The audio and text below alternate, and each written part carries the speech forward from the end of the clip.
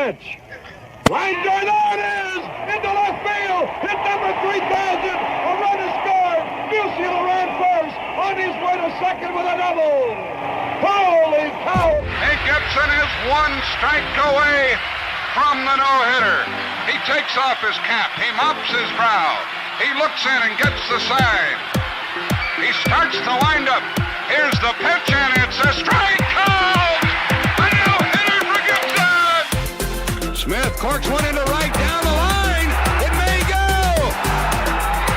Go crazy, folks! Go crazy! It's a home run, and the Cardinals have won the game by the score of 3-2 on a home run by the Wizard.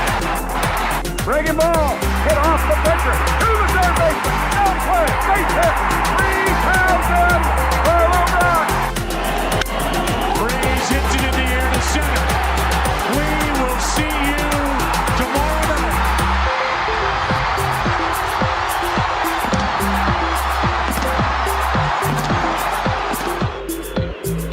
Suter from the belt to the plate, a swing and a miss, and that's the winner. That's the winner. A World Series winner for the Cardinals. Left center, Bader, diving catch. Oh, what a play! Carpenter with a drive into left center, at the wall, gone! It's gone! Three-run homer, Carpenter! DeYoung with a drive into deep left, at the track, at the wall, gone! Cardinals have the lead. The 2-2. Fowler swings and sends a ball into the right field corner. Hayward up and over the fence. Hayward got a glove on it. But Dexter Fowler has just walked it on. Michaelis with a drive. Deep left field. First career hit. Gone! A home run. He does it in style. A two-run shot for his first major league hit. Munoz with a drive. Into center. It's at the wall. Look it up. A remarkable comeback for the Cardinals. Here's a 1-2 pitch. And a strikeout. Ponce de Leon, his first strikeout in the major leagues. There he goes, and Molina from his knees. Oh, my! Wow! Hi, I'm Miles Michaelis, This is Marshall Falk, and you're listening and you're listening to The Usual Suspects. to The Usual Suspects. Well, what is up, guys? I'm Brad, And I'm Aaron. and we are the Usual Suspects. Hey, real quick before we get, so we can get this out of the way, well, let's hit the socials, and that way people can get the follows, and we can get the follows and all that other stuff. My name is Brad Range. You can follow me on Twitter at RangeBrad. My co-host here is Aaron Mullins. You can follow him on Twitter at AaronMSTL. You can follow the podcast at Usual_Suspects. Then, if you're of the mind to watch us on Facebook or follow us on Facebook, you can follow us at facebook.com/mutualsuspects. Just go ahead and click that follow button there. And then we're also on YouTube. And if you would, go over and subscribe to our YouTube page. Just search YouTube Usual Suspects, not musical. Make sure it doesn't autocorrect. We are the only ones. There's a statue of Stan Musial on our profile pic.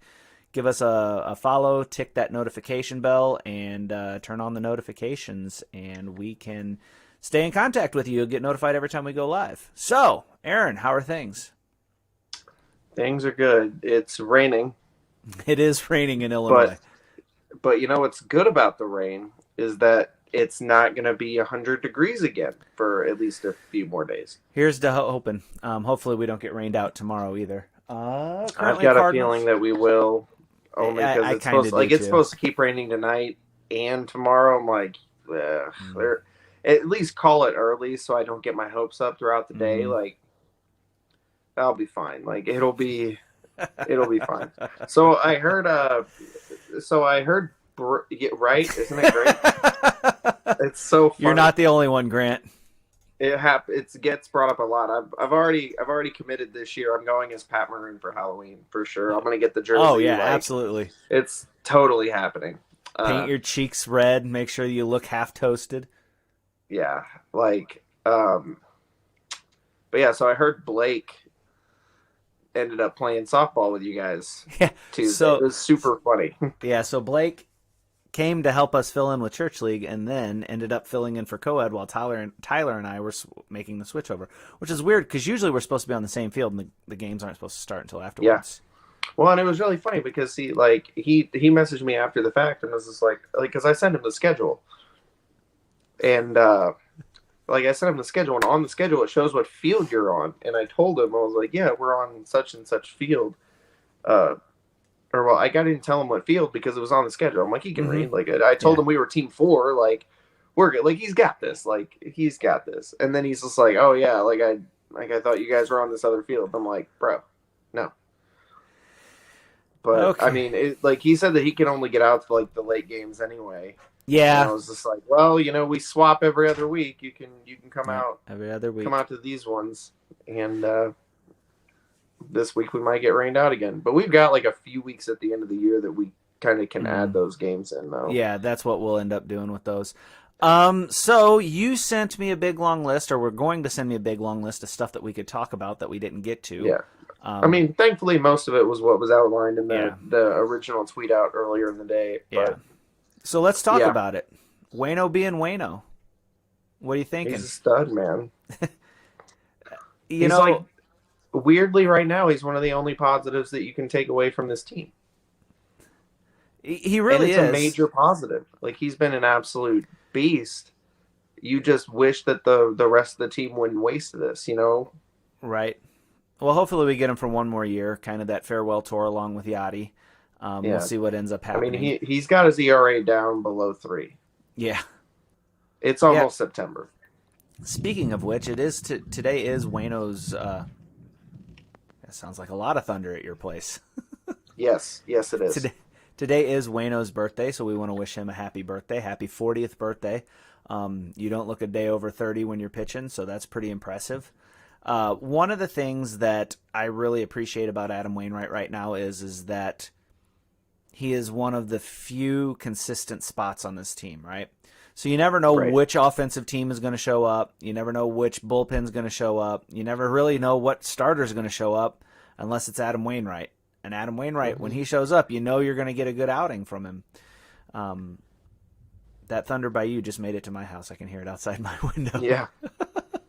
It's just had to travel a little bit. It's fine. But yeah, I agree. When I was going over, some of the talking points, I like digging into stats and going over things.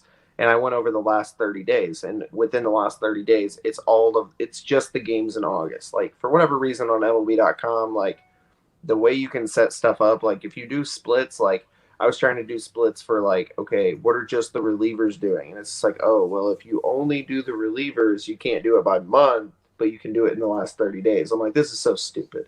Yeah. So I was doing that, and I was looking at just the last 30 days, real general stats. And the Cardinals' ERA in the last 30 days is 3.5, which is really solid. Yeah. And the offense, on average, during those same 30 days, has scored 4.7 runs per game. And yet they're only 14-11. They went 14-11 in August. So what's the bullpen? That's stupid. What's the bullpen ERA? About the same. Yeah. And that's the problem though, is that you've got and the reason that is because this is something else that I wanted to touch on. And we can touch more on it later, but you've got your big 3, Cabrera, Reyes, and Gallegos, who over the last 30 days have fallen off quite a bit. But you've also had a couple different guys step up to an extent that is kind of leveled it back off, because you've got Luis Garcia and McFarland, for example, over that same time period have been lights out. And so that kind of cancels out some of the crap that you've gotten from other guys. So the overall ERA is still right in that 3.5 range. I think McFarland and Garcia have actually made more appearances than those other 3 guys. But it's those 5 have all made double digits. And then the next guy's Andrew Miller with 7 or 8. Mm-hmm. Well, Andrew Miller's most on the of the IL other guys again. that they've pulled into the bullpen have been kind of meh. Like, Miller's been bad, but he hasn't had as many appearances. Justin Miller's been okay in the 6 times they've tossed him out in August. Mm-hmm. But yeah, like, you come back to that consistency, though. Wainwright was 5-1 with like a 1.3 ERA in August. Yeah. It's fantastic. Yeah. Like, you'll take that absolutely. every single time. And we would take that from any pitcher. Right. And, like, that's something else that I wanted to look up is just how many times he goes out there and gives you, like, 7 solid. Like, in his 26 starts this year, I feel like he's gone 7 innings, like, 18 times. At least. Like, I don't know exactly. That was one of the things that was on my list to do, but then things got crazy at work. But that's something that you need in this rotation. And unfortunately for everybody else, everyone else just is like, hey, I'm going to, like, run into this wall and hurt myself. So we're just going to leave it up to Waino and see what happens. Yeah. The Cardinals wouldn't even be as close as they are if it isn't for the season Adam Wainwright's been having. Yeah. And my thing is this, like, I've always thought of Yadi as the soul of this team and Adam as the heart of this team. Mm-hmm. When you've got an Adam Wainwright coming up, like, he's the stopper, whatever skid, he can get a good win out of it. He can come and hold things down and all that other fun stuff. But as far as being valuable, I think he's team MVP this year. I don't know who else you could point to. He's gonna get Cy Young votes. Well, yeah, I mean, they don't really account for age, but the man, I don't know of anybody else that's pitching like this at that age. No, I mean, at his age, absolutely not. Well, Greinke's doing pretty well for Houston. Not to Adam's success, though. But Greinke's pitching pretty well. I think he's got like a 3.4 ERA for Houston right now.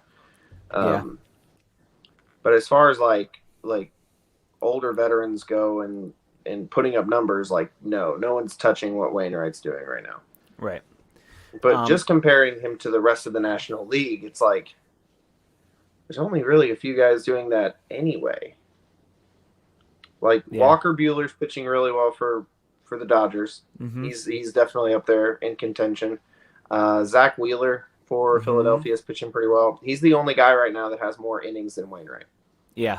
In Major League Baseball. Like, that's pretty solid. I think he's sporting like a 2.9 ERA. Mm-hmm. Putting together a pretty solid season. Like, but no one's really running away with the NL Cy Young right now. I think Buehler's probably number one. He's sitting at like a 2 ERA. That's really tough to. Well, it's him and then the 2 guys from Milwaukee, Burns and Woodruff. Burns and Woodruff, yeah.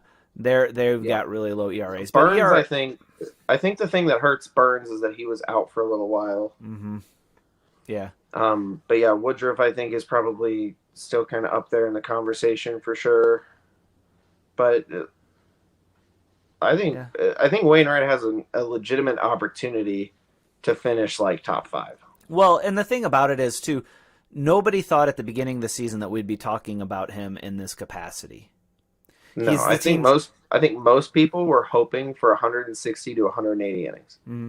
He's the team's ace. He's been the team's ace all year long. Now, Jack Flaherty, up until he got initially hurt the first time, okay, you could say that he would have been the team's ace.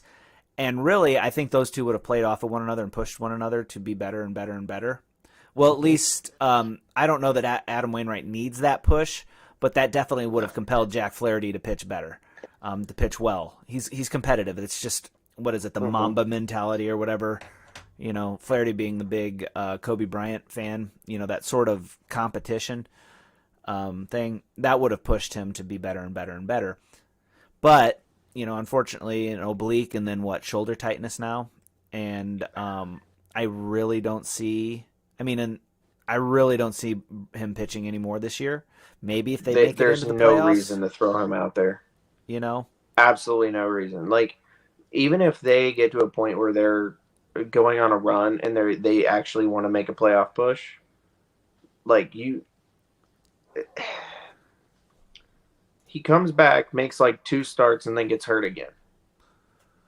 Right. We don't need to throw them out there again for a third time. Like, I would just say screw it, sorry, bud, your season's over. It doesn't really matter. Like, even if they make the playoffs, the likelihood, like, I'm sick and tired of people going, oh, it's the playoffs. Anything can happen. And anytime somebody brings up the 2011 squad, like, you saw my tweet, like, stop it. It's like, the talent level is completely different. Yeah. And those that argue with me are, okay, they're not stupid. They're ill-informed. They're thinking about this emotionally, like, you saw what happened in 2011, and I believe in my heart it can happen again. Maybe, but guess what? That 2011 team had more talent. Yeah, the 2011 team had the ability to make that push. This team does not. I remember in 2011 they were talking about that team because whenever they built it, people were like, "Wow, you don't really have a strong defensive squad." And I remember the front office talking about we're just going to have to outslug opponents to win games, and they did just that, right? So the game 6 or whatever, it was 9-9 when David Freese tied it. He tied it at 9-9 in a World Series game 6. It was not a pitcher's duel, and they were a slugging team. This team doesn't have that capability to put up that kind of offensive numbers. As a matter of fact, whenever they go up against a team that has strong pitching, they seem pretty feeble at the plate, which is unfortunate. Yeah, because I did a comparison just with some really basic offensive numbers, because right now it's tough to compare like counting stats because that team played 162 games, whereas this team has not reached that yet. Right. But just comparing like average OPS and runs per game, it's like it's not really that similar. And somebody brought up the fact of like, oh, well, are you comparing the whole season? Like, because remember they went on a big run there at the end, and then I did a pre and post All-Star break comparison, and it didn't matter. Pre All-Star break, that team was still light years ahead of where this 2021 squad is. Yeah, like they're often like this year the Cardinals are batting like 237, or when I compared it, they were batting 237 compared to 273. And the thing about it is the reason this team is close isn't because they're good per se. I mean, don't get me wrong. I think that this team should have been good and should have been a lot better than what they are. Injuries and poor offensive performance. Yeah, I mean, the entire pitching staff went down. Like the offense is underperforming. Like, that though, sucks. And on that side. So to have that an underperforming offense and then a starting pitching staff that goes down, and to the big three comment, basically grinds and burns out your bullpen, which was exacerbated by pitchers who just couldn't find the strike zone. So you're forced to rely even more on those couple of guys, the big three. I mean, how many times, like, just let's look at the game the other day when Reyes blew it in the ninth. Why did he blow in the ninth? Because you put two guys on. You just can't throw strikes. Like, how many times did I bring it up earlier in the year and people were like, oh, but look at Reyes. He's lights out right now. I'm like, yeah, look at his whip, dude. He's walking like 7 guys per 9. Yeah. Like, that's not good. Like, that's going to come back and bite you. Like, right. You cannot continually do that and expect it to just work out. Like, that's what happened with Gant for the longest time early in the year. It caught up to him. Oh, man, he's got an ERA under 2. I'm like, yeah, he's also walking like a batter per 9, like batter per inning. Like, that's not good. Like, eventually, like, something's going to break. Right. And that's starting to break. It's not even just like, oh, it's occasionally happening. It's starting to become a regular occurrence to where they're throwing these guys out there. These type of situations are happening. And all of a sudden it's like, oh, the game's out of hand. And I'm not surprised. Yeah. Well, back to my original point, though. Oh, he just walked 2 guys. This guy's probably going to, there it goes. Yeah. Well, back to my original point, though. The reason I brought that up is because this team, the only reason this team is close, the only reason they're 3.5, I think it is, 3.5 out of a wild card position, isn't because of their strength as a team. It's because of the fall off of everybody after the Los Angeles Dodgers. So you've got in the National League, you've got San Francisco that's playing outside their minds. You've got the Los Angeles Dodgers who are doing Dodger things because, oh my gosh, they've got every all-star. They're basically an all-star team, right? And then you've got the Milwaukee Brewers who are pitching just insane pitching staff right there. So you've got those 3 teams who are head and shoulders above everybody else. And then you're talking the Cincinnati Reds are the next best team. Because, I mean, the Cincinnati Reds are in there. Like, that's the thing. The rest of the wild card teams, it's like nobody actually wants to be there. Right. Like, they're all, like, continually kind of sucking. Yeah. And, like, no one's really, like, making a whole lot of ground up. And it's just like, does anybody actually want to take this? And that's the other reason why the Cardinals are still even in the conversation. Right. Because the Padres are still struggling. The Reds aren't putting on, aren't putting together huge runs either. So it's just like, we're all just kind of sitting back going, is somebody going to take this? And we want it to be the Cardinals. And over the last month, they were in a prime position to do so, considering who they had to play. They were playing a bunch of crap teams. And for about a week, you went, oh, they're doing something. They swept Kansas City. They swept Pittsburgh. This is great. And then what'd they do? Yeah. And then they came back and they lost a series to Pittsburgh and they split a series with Pittsburgh. That's not good. I forgot to put a little respect on the Atlanta Braves. They were under 500 at the break. They made some moves, and now they've taken off. They've put the Mets 7.5. The Mets went from a 4-game lead in the East to 7.5 out because of just the absolute tear that. But I look at a team like the Braves and go, oh yeah, they can turn it around. Like they've got they've got talent on their roster. Then I'm like, oh yeah, like the Braves should be better than this. But yet, whenever I look at the Cardinals roster, I'm not surprised when they still aren't putting it together. I'm just like, oh, wow, again, shocker.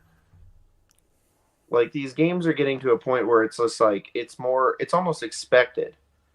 Like, we joked at the game that we went to. It's just like, oh, man, I wonder how they're going to, like, before we even got there, we were like, oh, man, I wonder how they're going to mess this up. Like, right. And thankfully they didn't that night. But it's a common occurrence where it seems like every game, it's just like, oh, I wonder how this is going to happen. Like,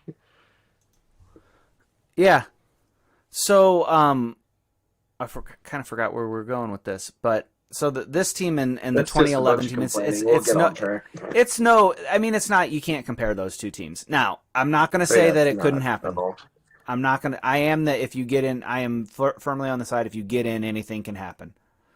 I am just saying that the chances or the likelihood of them getting in and making something happen is a lot smaller with this team than the 2011 team. The 2011 team went on a run, but they were just a better team as a whole. And they had a team built for making that run. Right. They had guys that could get hot. This team is capable of making that run. Right. They had guys that when they got hot, it meant something. And the Cardinals, I mean, the big boppers are performing. It's the supporting role guys who aren't filling up. Now, the offense has been better, and I will say this, and I mean this, in the offseason, you have to address the leadoff spot. Because when this offense clicks, it's when the leadoff hitter's clicking. And that leadoff hitter was Tommy Edman.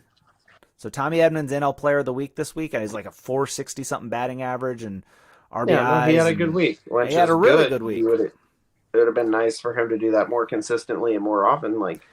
Maybe not at that level, but yeah, I mean, but whenever he went away and they had to have Dylan Carlson lead off and Dylan Carlson was struggling, the offense just stopped. This whole offense is predicated on having a leadoff hitter that is having success. And so maybe they need to look into that position. So if only they had somebody capable of doing that who they'd had team control over for years and they could have just re-signed him. Yeah. What a world we live in. OPS is at like 816 right now. That'd be like second on the team. Yeah. You if you guys know who we're talking about, go ahead and leave that in the comments for us so everybody else can keep up. But yeah. That's the issue. They needed a leadoff hitter. They had a leadoff hitter in Colton Wong, and then they decided to let him walk. Now, I will say this. The thing about Colton Wong, and I don't know if anybody caught this, they let him walk before Nolan Arenado was even on the radar, which tells me that the front office was ready to go into this season with Matt Carpenter as your starting third baseman. So if you think it's rough now, what could it have been? Could have been way worse. But, you never know. Yeah. We would have been sellers at the break. Maybe. Probably. But I don't know who you sell. You know? That's like my favorite thing when people are like, oh my gosh, Paul DeJong sucks. We need to get rid of him. Maybe we should trade him to Washington and get Trey Turner. I'm like, so you think he sucks, but yet you also think he's valuable enough that probably along with another piece you can get Trey Turner. Right. Yeah. Stop it. Sit. Yeah. Go to your room. Like we're not doing this. Yeah. Well, and Grant hit it right here. He said probably the only person you could have sold would have been Tyler O'Neill. Which I mean, I don't even know if he had been. But how much of a return could you get for him? You wouldn't have. Well, I don't even think you'd really move him. You've got so much control for him that you'd almost have to get like you would almost use him. I don't know. Generally the idea the idea of selling is selling a player that's toward the end of their contract that is set to make a big salary, right? So that's the fire sale. That's the fire sale that the Cubs had, right? That's why Rizzo was gone and Baez is gone and everybody is gone. You know, that's why they had good that. In a few years, though. And then you get young prospects that will come up and be good. The Cardinals, and this is kind of a result of them just kind of sitting pat. They don't have guys to sell. And they don't have guys to make purchases with. They're kind of stuck at that mediocre level. Well, they have guys to make purchases with, but they have like a lot of top end guys. Like, yeah, they've got Gorman, they've got Liberatore, they've got Jordan Walker, Mason Wynn, but they're not going to touch them. Like they made it pretty clear. Like anything in their top 5, it's like off the table. Like they have guys that they could get stuff for, but they're just not going to. But those guys, I wouldn't even necessarily use them to sell. You would use those guys in the event that you wanted to buy. Because you want to get established guys. Because if you tried to trade Nolan Gorman at the deadline to sell, it doesn't really make sense. No, because that he's not doesn't even really make sense. Contributing. Like the only guys that they had to sell were guys for their future, which they wouldn't do that unless they could get like a Trevor Story or if they were legitimately trying to upgrade. But they made no significant moves at the deadline other than John Lester and J.A. Happ, who I wouldn't really label as significant. No, well, it's kind of their MO, right? Pick a couple guys up off the quote unquote trash heap and see if you can't get some value out of them for the rest of your season. And one of them so far you have. Mm-hmm. Yeah. I mean, and what's the other one doing right now? 2-1 last I saw. So I mean, they haven't been disasters, and I would argue that they're both upgrades over what we had going as starting pitching. You know, at least so far. I mean, Lester's been okay. Happ's actually been pretty strong, but neither one of them have given you innings. They're giving you like 5. 3-1. Cool. 3-1, yeah. But yeah, like so apparently like Tyler O'Neill had a swinging bunt. You kind of make those moves and you're like, oh, you know, we just want to give this team innings, and both of them are averaging like 5 innings a start. Yeah, right now John Lester's 5 innings pitched, 1 hit, 1 run, 1 earned, 1 walk, and 5 Ks, which is a pretty good outing. Yeah, no, that's good. Keep it up. Do that 5-6 more times. Yeah. So man, they are lefty heavy right now. Yeah. Well, there was a time when it was Adam Wainwright and then all the lefties, because that was when LeBlanc and KK were still. KK started the other night, didn't he? Yeah. So he only went like 3 innings though. Yeah. After that, well, he's still coming back from that injury or whatever it was that was keeping him out. But after they, why start him? Like, well, because Jack Flaherty's hurt, and who desperation? do you have? Yeah, absolutely. Hey, that's 100% what it is. Can you give us 3 innings, man? Like, appreciate it. Tyler O'Neill apparently had a swinging bunt and was laughing, and it was goofy. And I am going to have to see that footage later on because I'm a little sad I missed it. I mean, I've got the game on right over here. He's got the speed to beat it out. Oh, so. Absolutely. So is it pronounced J-Happ? Because everybody seems it's J.A.Happ. Right, and then when they talk to him, they're like J. It's like, okay, whatever.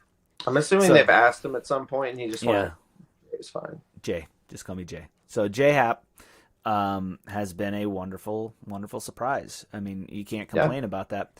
Back to my question, though, like I've asked this in the back, do you have to bring one of those guys back next year? Kinda. I mean, I think it's more.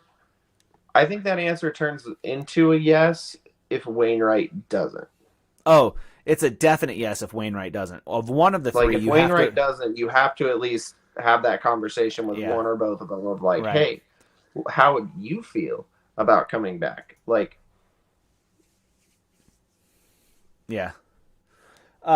If Wainwright doesn't, if Wainwright doesn't come back, you absolutely have to sign Happ or Lester to kind of, because you're going to need a pitcher, and I don't know what's going to happen. But I'm saying even if Wainwright comes back, maybe you need to look into that. I know you've got Dakota Hudson coming back, but he's going to be a question mark, right? He's coming off of Tommy John surgery. You've got Flaherty, Michaelis, Hudson, and that's kind of three where you're like fairly confident. Like I feel I know a lot of people aren't going to be all that confident in Michaelis because he's been out for pretty much this entire year. But even Flaherty's had injuries this year. Hudson's coming back from a major injury. You never really know, but let's say those three for sure are going to be in your rotation and giving you around 30 starts. You're like, okay, that's cool, but that still leaves you 2 open spots. And the other Wainwright come back, okay, that fills 1. Now who's your 5? Like, and they're talking about. I would love Reyes to be that 5, but I don't know. But now that he's struggling, they're already looking at his role in the bullpen. Like, okay, what are we doing here? Like, it wouldn't shock me if they go, "Your season's over, buddy." Like, yeah. Like I don't know. Like I would love to see him come back to the starting rotation, but it would be a typical Cardinals move to be like, well, we don't want to rush him back into the rotation just yet. Or put him on an innings limit or something, and we're all just sitting here going, what is going on? Like, this is so dumb. Got to get Waino back before we have an open competition outside of him, Darren. We don't know if he's coming back. My gut tells me he does, but we don't know that. I mean, he's expressed, like Grant had said earlier, he's expressed a desire not to deal with the CBA, so if they don't get a CBA or a protracted battle, he's probably not going to come back. But like Aaron was saying, they've talked about, well, maybe we should make Jordan Hicks a starter. That's a lot of questions. That's most of your starting pitching is question marks. At this point, how many innings has he given you in the last 2 seasons? Who cares? He's essentially been a non-factor for 2020 and 2021. So if that gives you an opportunity for him to be a factor in 2022, that's going to actually make sure that he stays healthy longer, don't care. Let's try it out. Whatever. And I'm with Grant here. He says teams are getting burned because they're only preparing for 5 starters. We did this year and got burned. It's time to start carrying 6 or 7 and using them as middle relievers. I have been banging this drum for a long time. They're like, well, what do you do whenever Flaherty and Michaelis come back? You have a long reliever, or you have 2 guys that can function as one starter. If Michaelis couldn't have given you the innings, if he couldn't have gone deep, if he didn't have the arm in him, then you stack him and Flaherty, and then you keep one of these guys in the rotation. There's a lot of things you can do with that, but and then too, if you've got a guy who goes out and he's having a bad game. Sometimes pitchers lay an egg. They go out there, and you can tell within the first 2-3 innings. If you've got a guy with starter-type credentials in your bullpen as a middle/long reliever, you can then go, all right, well, come on out. We don't feel obligated to leave you in there to let the game get out of hand, a la Carlos Martinez. When he didn't have it, it was pretty obvious early on. You pull him out, you put in this other guy, and you say, here, you finish it out, and then you're done. You're good.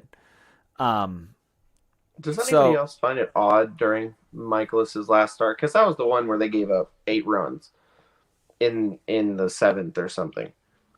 Anybody else find it odd that, like, my God, did the Pirates not hit everything? Like, regardless of where it was, they were just absolutely smashing the entire night. It's just like, what is going on? Like, does anybody else hear trash cans? This is ridiculous. Well, 17 hits. And on good pitches too. Yeah, like it wasn't just like they were getting away with one every once in a while. They were swinging and hitting the entire night. Yeah, off of everybody but McFarland. Well, one of the things that, especially with it was Cabrera, right? One of the things with Cabrera that they had mentioned was that, at least Mike Schultz said this, he had suggested or postulated maybe that he was tipping his pitches, which Cabrera's had issues with that in the past.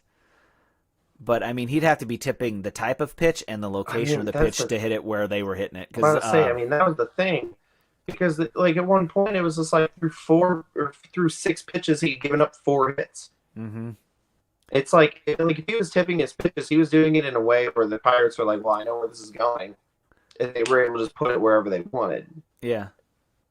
And, like, his post-game was so stupid. It's just like, well, what do you do in that scenario? Do you just take him out? I'm like, yeah, you take him out. Yes, absolutely. He's clearly, like, a couple things are happening right now.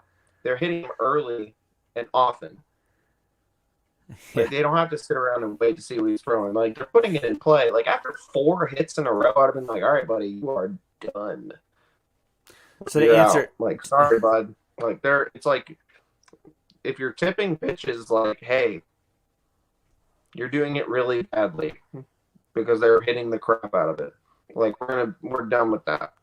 So the fact that he left him in for 2 more, I'm like, what is going on? Yeah, it's frustrating. And it's like, it's so funny every time I talk shit. Like, every time I like throw shade at Mike Schilt, people always come back with well, then who should replace him? I'm like, I don't know. I don't care, really. Like, it's like, you can have 2 separate independent thoughts. I don't have to say this guy is not good for the job. And also, like, oh, but by the way, like, I also have to have a replacement ready. Like, absolutely not. Like, in no way, shape, or form do I consider myself the perfect candidate to manage the team. However, I do think in certain situations I would do better. Yeah. So, my problem with Mike Schultz is that he's too reactive and not proactive enough. It just seems like he leaves the hitter in, and I don't want to say 1 batter too many, but 2 or 3 batters too many. 3. You know? And I know that, like, you know, you bring in a reliever and he's got to face 3 guys or whatever, and it's like, that's fine.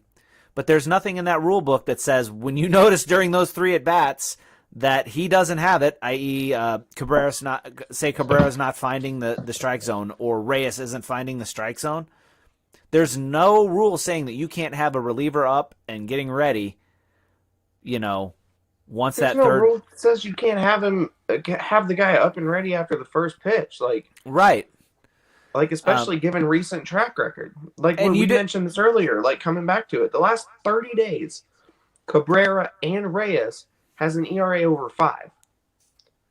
And Gallegos is like 3.9. So his has still been better. And of the 3 of them throughout the entire year and going into this season, he's the guy I trusted the most. 100%. Yeah. And so he's stayed the most consistent, but even he is leveled off a little bit to the point where it's like, all 3 of them have struggled. When you see this recent track record and you're like, man, the last 30 days, these guys have been hit. They've been hit a lot. They're not finding the strike zone a whole lot. Why give them such a long leash? Just because they've been good earlier in the year? That's fine. Here lately, they haven't. So you got to quit doing that. You got to quit throwing them out there and being like, he's got to be the guy to get it out of the inning, and then all of a sudden it's 6 hits and 6 runs later. Yeah, after 3 or 4, you're like, all right, it's like, sorry, bud, it's not your night, and move on. Maybe you still don't win that game, but a 2-run lead is a lot easier to deal with than a 4-run lead. Well, right, and then talking about him being proactive, right? Listen, I understand that he's a player's manager. He's said as much. He said as much. I just want him to be more aggressive when he does something. So we've known for a while now that Reyes is struggling. He's on empty. So move him out of that closer role. He's a big boy. He can handle it, right? Like it shouldn't have taken this many problems for that conversation to get brought up. But one of the concerns is well, what about his psyche? What about his psyche? If he can't handle being taken out of the closer role, I don't know what he can offer your team if he's that mentally crushed by being removed because he knows he's not doing a good job.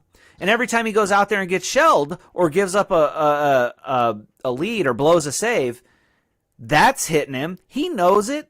If you bring him out of there and put him in a position where maybe he can have a little more success as a player's manager, you can bring him along a little bit better. You do, yeah, and I agree with what Grant says. The roster does suck. But it's not his handling, the handling of the roster has been as bad as the roster is. I would say a better manager probably could have had 2 or 3 more wins out of this team this season. Which would put this team in a much better position than they are now. It's still not great, but the fact remains is there are multiple games that have been lost due to his incompetence.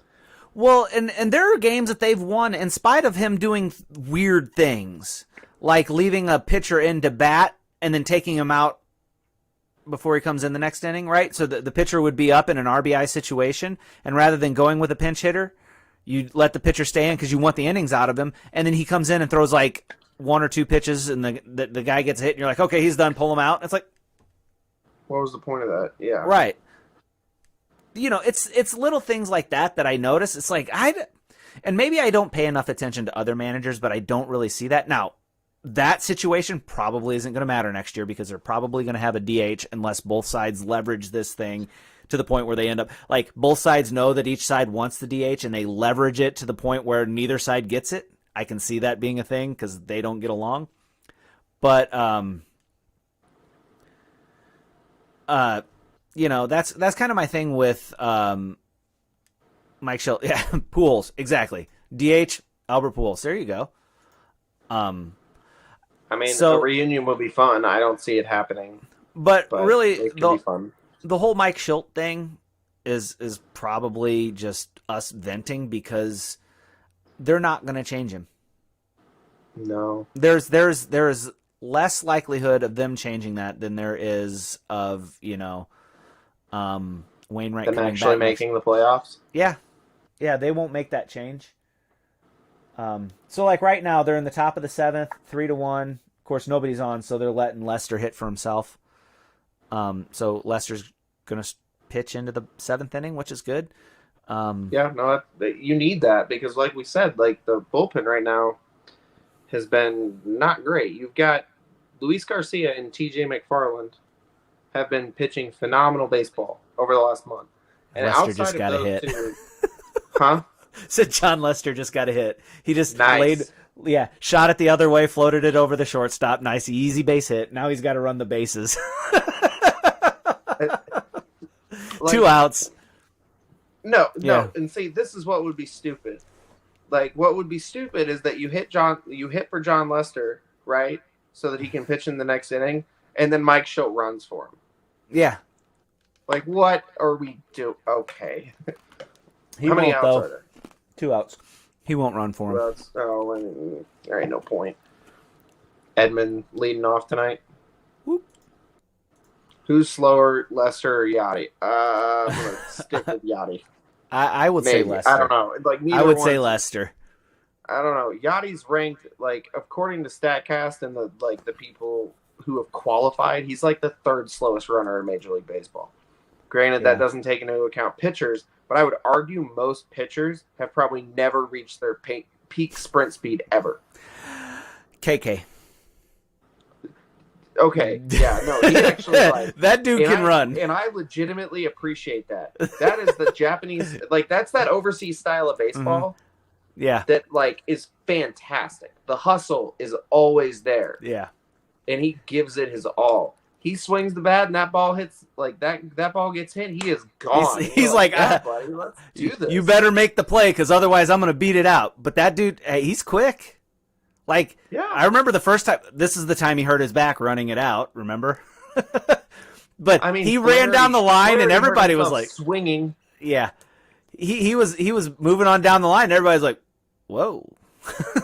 Everyone's like, oh, like we have to. No. You actually have to make that throw like now. Grant says he thinks it's less hustle and just that they're more skinny across the pond. I think it's the and I talked about this, Grant, in one of my Cards and Coffee episodes, which I haven't been able to do because school has started up, and so sometimes I'm subbing, and that usually means I'm subbing on Wednesdays. But the culture of baseball, you should get the kids involved. There's probably a couple Cardinals fans in there. Oh, I don't know if I can do that. That might get me in trouble. But just do it on your lunch hour. One of the things that that I've noticed is the different attitudes toward how you, and it's just a cultural thing. It's not just baseball. It's in Korea and in Japan. It's a cultural wide thing about, trying hard, doing your best, that sort of thing. Everybody, like when you watch the World Baseball Classic, everybody on that team, top to bottom, could sack fly or sacrifice bunt.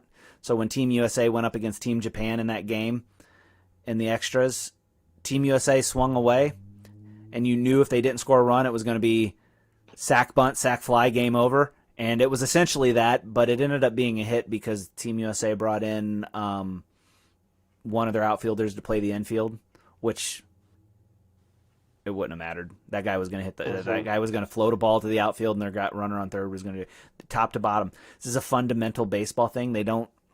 They see it more as a team sport than an individual sport. And then the other thing, like to contrast that with, is Cuba. Cuba's team's really good baseball team they had, but they were very individualistic in the way they play. They didn't play the team game. There was a lot of personal flair, pizzazz, attitude, and that flowed into the way that they played the game as well. Guys swinging from their heels, trying to hit the ball over. It's just it's a thing. And then when you get into Major League Baseball, your manager sets the culture of the team, because you've got guys from Venezuela, you've got guys from the United States, you've got guys from Korea, you've got this blending of all these different cultures, and it's a manager's job to put all that together and make a cohesive unit that works well. So anyway, I don't know how we got. So like, just for anybody out there who's interested, you can watch Major League on YouTube.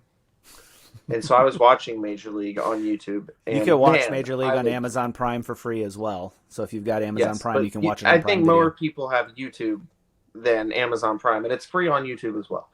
And, man, I would love Lou Brown on this team, man. My kind of team. You don't even understand how great it was. I don't have to do any calisthenics. I don't feel necessary. What do you think about that? He pees on his contract. Yep. I'm like, dude, I would love that. It's just like, I'm not here for you. Like, I'm here for the team. Like I'm not here for you, man. Let's just get that out of the way right now. Like, yeah. Derek makes a pretty good point here, and I saw this too. John, he says John Mozeliak is a problem. He has yes men all the way down to the janitor protecting him. But Tony La Russa, whether you loved him or hate him, was a check and balance to Mo's Moneyball whimsy. That I agree with. I think that the push and pull of Mozeliak and Tony La Russa definitely was a good check and balance, which if you are an owner, you want that, right? I think I want that as a business owner, not just as a team owner, right? You want people that'll push back and present a different idea, right? Everybody here has done jobs where you've been doing it and you're doing it and you're doing it and you get stuck and you can't figure out what it is that's you can't get this bolt out if you're working on a truck. I use this as an example all the time. You can't get this bolt out. You don't know. You can't figure it out. It's frustrating. It's angry. And sometimes the best thing you do is walk away. And you have to walk away almost for as long enough for you to forget what you were doing, then to come back so you can get that fresh perspective. Or if you have somebody there with you, you let them have a whack at it, and they have a fresh perspective. And having that push and pull is a good thing. Sometimes people don't like conflict, but as long as the conflict is a productive conflict, it's a good thing. You want two people maybe butting heads, bouncing different ideas off. And I think that's how you have growth. That's exactly how you have growth. And I think that's something that Tony La Russa would do is no, I need this kind of guy. Now, maybe Schilt is doing that and they're just I'm not listening to you. But, I doubt it. I really doubt it. There have been things he talked about. But I feel like if Tony La Russa, they said, well, if you read into what Schilt is saying here, maybe he's saying my guys aren't good enough and get me help. Tony La Russa was more direct. He'd be like, this team ain't going to make it the way it is, and I need this kind of player. And he would say it at a press conference, which I'm sure would step on a lot of people's toes, but... I don't care. When your job is winning games, your job is winning games. But right. Grant has... that's what I feel like I'd be the best and the worst manager of all time because my team would probably hate me. But by a year or two in, they'll probably respect me. Well, that's just it, right? If you can get your team... It's you need to light a fire under some of these guys. Because it's guys, do you guys want to make the playoffs? Do you guys want to make a push and potentially win a World Series? Is that not what we're here to do? To some people, maybe it is just their job and they just want to make the money. But for a lot of these guys, if winning is actually important, light a fire under some of these dudes. Be this ain't cutting it, man. Play better. You know what Paul DeYoung's probably thinking right now? This guy's going to take my job. And I hope his next start out there, he plays really good baseball because right now he's about to lose his job. Mm-hmm. Yeah, so this whole idea of your players not liking you, that's kind of a risk you have to take as a manager, and sometimes it's an effective strategy as a manager, be it in the workplace or on a baseball team. You've got to get the people underneath you to unite, and sometimes making them unite is united in not liking you. Mm-hmm. But if they respect you, if what you're saying is not wrong, sometimes that's just what it needs. Now, sometimes that'll cause an implosion, but you got to be able to read your guys. But I do know this: what is happening right now isn't good, and I don't know if it's I don't know what the issue is I don't even know if they have an issue at the clubhouse. But you would expect there to be some sort of frustration, right? I mean, I would hope so. The most frustration I saw was when Tommy Edman in whatever press conference that was oh, we're not putting together a good game plan. I have an idea. Put together a good game plan. That was something that made my eyebrows go up. When he said that, it's yeah, we're not putting together a good game. I'm like, oh, he's not supposed to say that. So,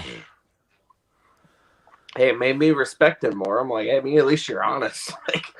Our game plan's not all that good. I'm like, cool. Have you ever thought about changing it? Yeah. So, I'm not trying to trick you. It can be that simple. Yeah. And Derek, I don't know how you change ownership, though. I mean, the fact of the matter is that the DeWitts own this team. Now, if I know anything about DeWitt, he won't own this team if he doesn't think it's profitable. But the battle or the slog to make the St. Louis Cardinals an unprofitable team, we're talking a decade of just bad baseball at the very least to get rid of the ownership, if they even decide they want to sell. Or he might just use it as a tax write-off. The thing is, I think next year's kind of I think next year is going to end up being the tipping point because you've got a lot of money coming off the books. If you are serious about making upgrades at certain positions, now's the year to do it, especially in the middle infield. If that's really a position where they had interest in Trevor Story at the deadline, possibly, it means that they're at least curious about the potential upgrade in the middle infield. If they go that route and they do that and they are serious about winning, this is kind of going to be the year to do it. You've got a lot of these prospects coming up, like Nolan Gorman and Matthew Liberatore are probably going to at least get major league experience, you would think, sometime next year. Mm-hmm. Yeah. Well, you got I think a 2 or 3 year window where you're gonna start running out of prime years of Paul Goldschmidt. You're gonna run out of prime years of Nolan Arenado, and in reality, you might already be starting to do that. Yeah. One of the things to always keep in mind whenever you're talking about ownerships, owners, you're talking about billionaires, right? And here's the thing with billionaires. They didn't become billionaires because they're not competitive. Every one of those billionaires to their core is competitive. Now, the question is what are they competitive about? And that's where your difference gets in an ownership group, right? Steinbrenner. I mean, you already had the DeWitt say that baseball's not profitable, and yet they still own the team. Right. Steinbrenner was an ownership. He never saw the Yankees as a moneymaker. That was a pride thing for him, and he didn't ever want to get beat, and it made him mad when he got beat. John Mozeliak, I think, views this team as a moneymaker, and that's where his competition is how can I min-max my expenses versus profit, right? Yeah. So how can I spend the less and be the best, which is great, in a business world, that's fantastic. But in baseball, you get kind of what you're getting now. Unless you have guys that, and unless you catch lightning in a bottle, you get guys that it would play be outside their mind. They were actually doing kind of like the Moneyball thing, and they just didn't have a lot of money to work with.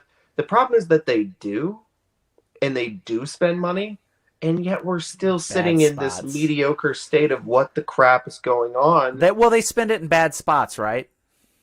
It's like they either do really well in the high-end talent, whether it be re-signing veterans, or potentially picking up high skill free agents, and then they do really good at like the bottom of the barrel type of moves. But anything in between, it's kind of like, yeah, and that's exactly what this team is missing, right? That filler talent, right? You've got your marquee talents in Goldschmidt and Arenado. Tyler O'Neill has been a pleasant surprise. He's arguably, I don't even know if it's arguably, he's been your best hitter. Mm-hmm. Yeah, absolutely. While striking out 35% of the time. I'm just reading some of the chat. Don't even, Derek. Don't even. I'm not even going to put up there. That name does not come into this chat. Well, now I'm curious. We hate him in St. Louis. He stabbed us in the back. All right. So, I forget what I was going to say.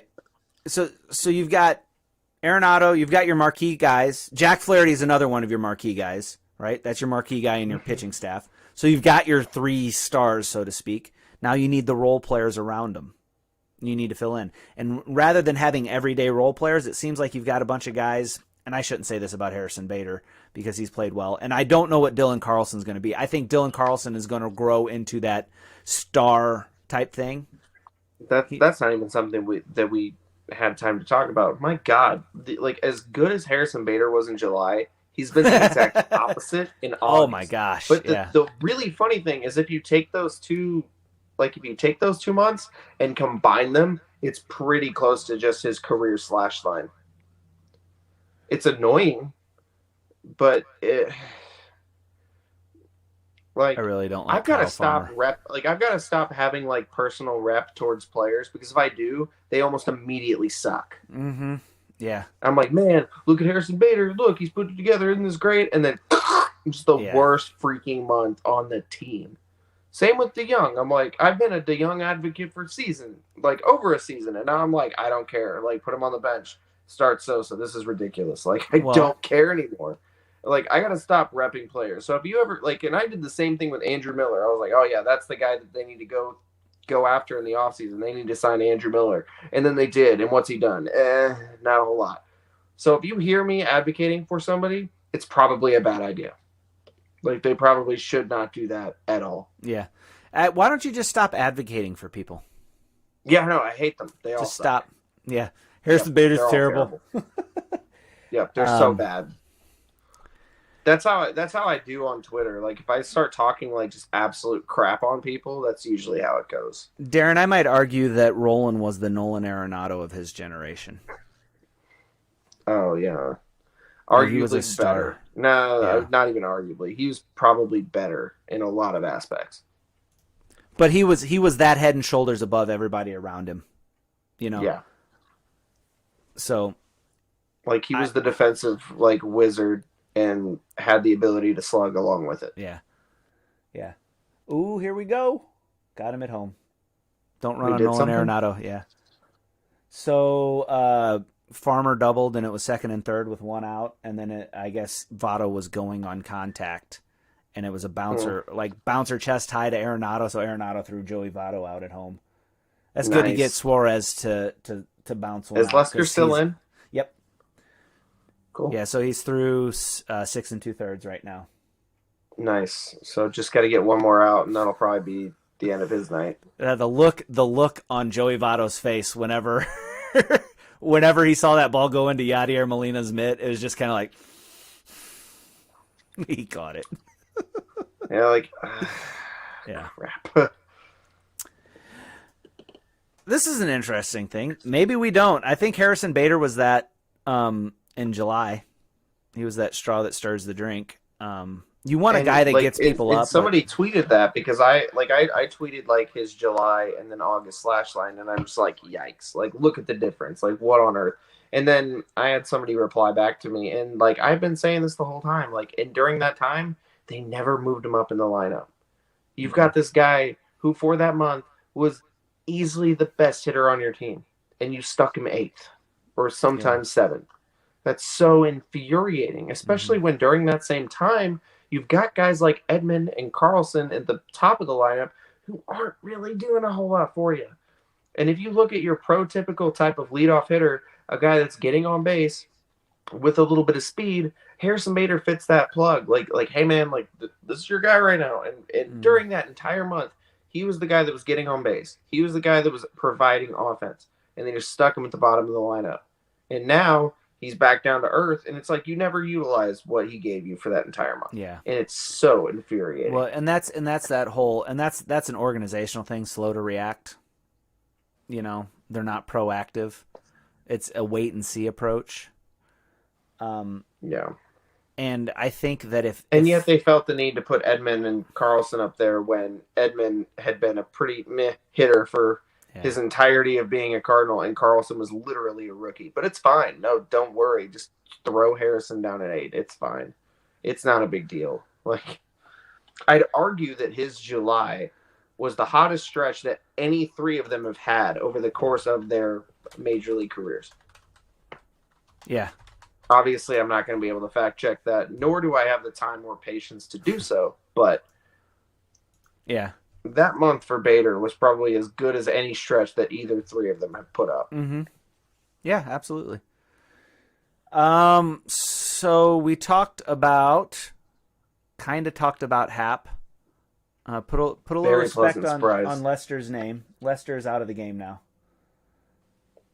So they're bringing. He not get out of the inning. Well, no, I don't know what happened. Matchup.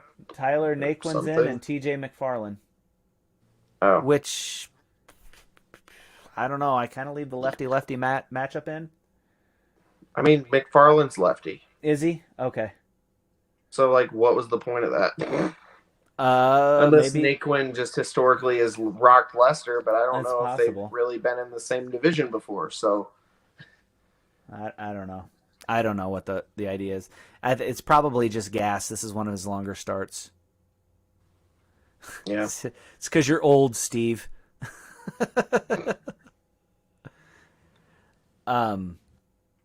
Yeah. So let's talk about the big 3. And then we'll wrap it up with these guys. Yeah, we'll wrap it up with those guys. I happen to think that those 3 guys are talented pitchers, and they'll be talented pitchers. I mean, let's look at this realistically. Cabrera's ERA went from 2.98 to 4.3 after that one really bad outing. Mm-hmm. Such is the life of. If you want to look at his year, you go, "Oh, it's a 4.3 ERA. That's really bad." That one outing was just really, really bad. Well, such is the life of a reliever, where you only pitch 1 inning at a time. And your manager hangs you out to dry for 7 runs. Good grief. That was brutal. But yeah, Andrew Miller and Cabrera combined for 0 outs.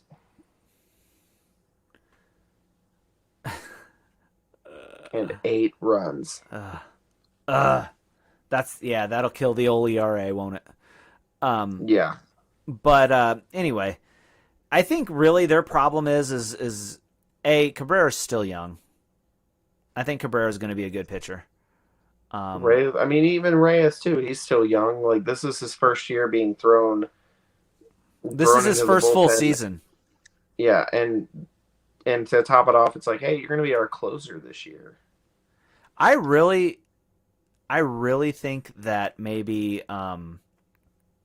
Reyes needs to be a starter. Yeah.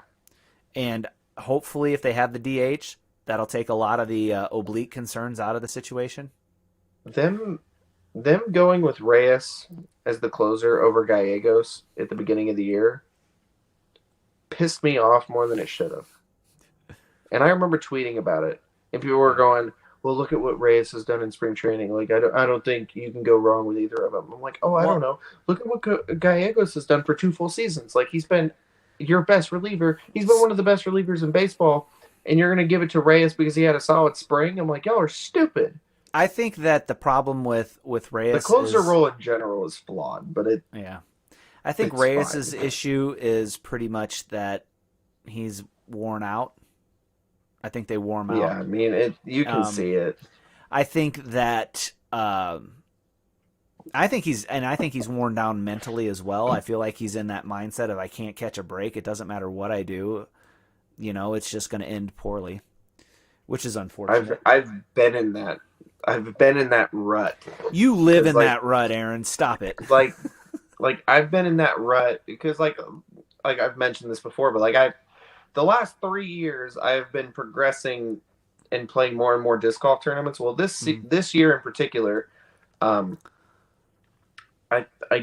played one Saturday, and I've got like 2 or 3 more on tap for the end of the year. But I think as long as everything works out, I'm on pace to finish with 18 tournaments this year, which is more than I did last year. It's more than I did the year before. And I find myself getting into that stage. Like I've had to work, especially lately, just on my mental game, because like I will get into that rut during a round where it's like, especially depending on the courses you play, because disc golf and golf are only similar in the concept of your goal is to get it eventually into a target in as few strokes as possible.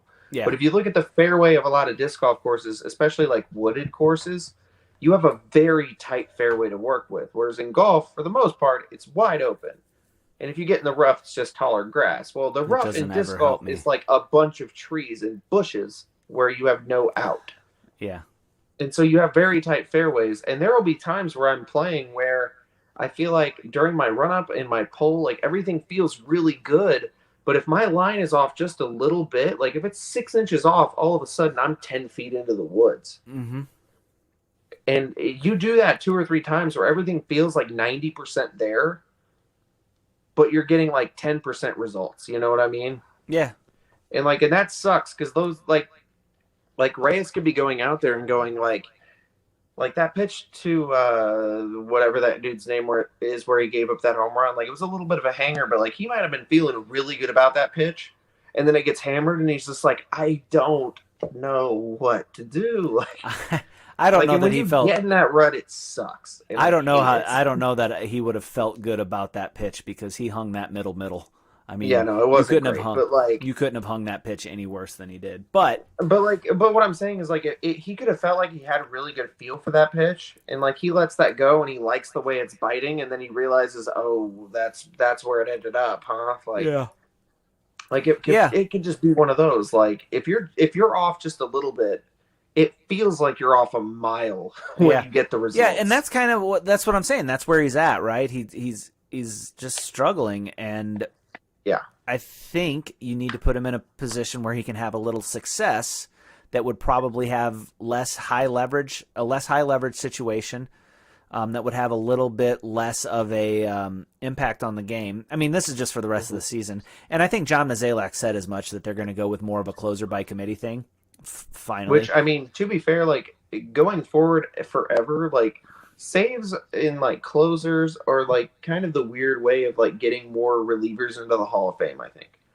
Because there are some guys. Matchups should be exactly what that is. It's matchups. You should be putting the best guy out there in that situation for your team to win. You got to stop putting like, oh, we're going to put this guy on there in the 9th inning because he's our closer. Like, I hate that. I've hated it for years now. Like, it doesn't matter who you put out there. Get the guys out, man. But here's the deal. I think that the 3-batter minimum changes that. Yeah, I think it makes the closer role something a little more important. But when you have a closer, when you have a guy like Mariano Rivera, right? Not too many teams have that guy that can get anyone out. Papelbon was that for a while, right? Mm-hmm. Who else am I thinking of? Gagne. Eric Gagne was that. What's his name from the Cubs with the weird thing that the Cardinals lit up? Kimbrel was that, Kenley Jansen. Yeah, that's another good one, Darren. You do have those guys. The Cardinals don't have that guy. Gallegos is the closest one. The closest one, right? And Gallegos deserves a shot. If you look at his Cardinals career, like, dude's been a stud. Yeah. Gallegos is... and it's a prolonged period of studliness, which is nice to see. Yeah. Well, and Gallegos is... one really good year. It's been 3 solid years of contributing in that bullpen.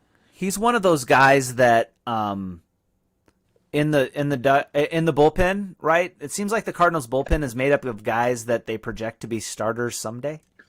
And Gallegos isn't one of those guys. Gallegos is a reliever and a back of the bullpen reliever. Lockdown type of guy. That's what he's supposed to be. So seeing Gallegos as a closer might work. But I think that's part of the issue that the Cardinals have with these guys. They've been training their whole lives to be starters, and they're there's a lot of guys in their bullpen that throughout the minors were starters. Yeah. So like Jordan Hicks, like talking about Jordan Hicks earlier about the possibility of him being a starter next season. Like you look at his only minor league season for the Cardinals, he was a starter. Yeah. And then makes the team out of camp and is kind of thrust into the back of the bullpen. Well, he has back of the bullpen stuff, right? 100+ with movement. That's exactly what you want. I mean, that would be really good starter stuff too. Yeah. If you can get that for 5 or 6, if they get that for 6 innings, him to be a starter, that could be like ridiculous. You're talking Garrett Cole type numbers. Like just the potential is complete like dominance. Yeah. And so, I don't know. I think Reyes would benefit from being in the rotation, and he can work that out. And when you make one mistake and it gets parked, you're not out of it for the game when you're the starter. Yeah. So I think that's kind of, but like with Gallegos, I think the problem with Gallegos is, and I think Darren said this earlier, he's got exposed. So I think Reyes is tired. I think Gallegos has got exposed, and I think that Cabrera is just young. Mm-hmm. And he's just, sometimes he's good and sometimes he's not. And it's like when you're talking about him tipping pitches, him in a couple too long. Yeah. And when you're talking about a young guy when you talk about a guy tipping his pitches, possibly that's a youthful mistake. Of course, the management needs to be like, hey, you're tipping your pitches. They need to like literally go out there and be like, he's tipping his pitches. Or yell it out there, you're tipping your pitches, stop it. And then let Yachty and him go talk. Whatever the case may be, right? So I think that's the problem with those guys. I think they've each 3 had a different one. I think Gallegos has a little bit of learning to do as far as they kind of know the book on him, get 2 strikes, and then he's going to bury his slider 3 times in a row at you. So guys are just spitting on it. They're not swinging at that pitch. It doesn't take a lot to change that, right? Slip a fastball in there every so often. You get 2 strikes and then throw another fastball. Try to maybe paint the edge or whatever. Give him a different look on that pitch, on that out pitch, and then get him with the slider. You don't. It's just a little bit of stuff like that I think that he's struggling with. Yeah. And just as the bullpen is in general, and now they've gotten guys that are throwing strikes, and it's kind of helped stabilize the bullpen a little bit. A little too late for those 3 guys now that they're the ones struggling. But I think that they can get that sorted out. So, when you talk about the offseason, I don't know that the bullpen's in a complete mess, but I do think you need to pick up some bullpen guys. Be that if you're giving contracts to guys that are in there currently, like Garcia, or finding somebody else. Don't throw big money. We don't need another Cecil contract. I don't know. I don't know what the reliever market even looks like going into 2022. To be honest with you, I don't need them. I don't need them to build or to blow a bunch of money on a reliever like a Brett Cecil or an Andrew Miller. They don't need that kind of reliever. They need those fill-in guys, those middle type relievers. And then they got to find a leadoff hitter. Somebody who's a consistent leadoff hitter, and that's going to cost somebody in the middle infield their job. Yeah. So. Which is what it is at this point. Yeah. Got anything else to add before we wrap up? We've gone an hour and almost 20 minutes. So yeah, I was gonna say, I think we kind of hit everything for the most part. Next week, I'm actually gonna have something and send it in just a solid list. I'm down. And then I'll make adjustments and send it back to you. Makes sense. Yeah. Yeah. That tracks for sure. So that way we can. It's called production, right? We work together and we produce a show rather than just get on here and. Yeah, it's like we don't get off script. Yeah. Yeah, we will. But if we have a direction to go, we can steer it back. I don't know, Grant, if you're still in here, or Derek, if you're still in here, but if either of you guys would be interested in coming on. If you guys haven't watched Derek King does the Derek King Sports Show, I don't remember. If you're still here, put it in the chat there, and I'll get it out there. He does a really good job. He does football as well. And then Grant is somebody we play softball with, but he's got a great baseball mind, and he really loves the Cardinals and follows it, and I'd love to have him back on the show. He's been on one other time, and he just has a good mindset, good ideas. So, hit me up, let me know. We'll get you guys in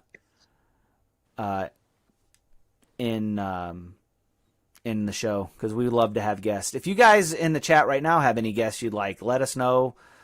Tag them, tag us, send out a tweet, mark them on Facebook. No name is too high. I will get rejected on Twitter. Aaron will absolutely swing for the fences, and he considers it a win if they respond. Yeah. If I get any response whatsoever, I'm like, hey, they dignified me just now for you guys, so you're welcome. So paying attention to us is the first step of saying, maybe we might play. So that being said, I guess we'll wrap it up here, guys. We thank you so much for joining us. For sure. And we appreciate you. You guys are not really why we do it, but it's a great big part of why we do it, because we love baseball. We would do it if there was nobody watching, but you watching makes it a lot better, a lot more entertaining, and we love the interaction. So thank you guys. Great interaction tonight. That being said, I'm Brad. And I'm Aaron. And you've been listening to The Usual Suspects. Have a great one, guys.